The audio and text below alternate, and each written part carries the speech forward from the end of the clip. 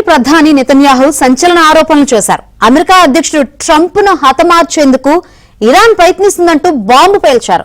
ఈ వ్యాఖ్యలు Israel, Iran, America మధ్య ఇప్పటికే నెలకొన్న ఉద్రిక్త వాతావరణాన్ని మరింత తీవ్రతరం చేశాయి. ఇరాన్ విషయంలో నెతన్యాహు మొదటి నుంచి కఠిన వైఖరి అవలంబిస్తోంది.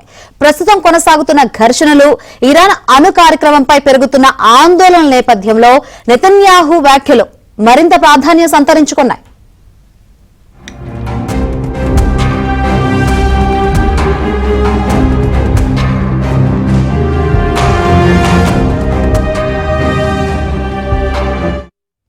ఇటీవల ఓ బహిరంగ కార్యక్రమంలో పాల్గొన్న నెతన్యాహు ట్రంప్ ను ఇరాన్ చంపాలని చూస్తుందని ఆరోపించారు. ఇరాన్ అణు కార్యక్రమాన్ని వ్యతిరేకించే ప్రయత్నాల్లో తాను ట్రంప్ కు జూనియర్ పార్ట్నర్ గా వ్యవహరించారని ఆయన పేర్కొన్నారు. ఇరాన్ అణు కేంద్రాలపై ఇజ్రాయెల్ ఇటీవల దాడులు జరిపిన నేపథ్యంలో నెతన్యాహు ఈ ఆరోపణలు చేశారు.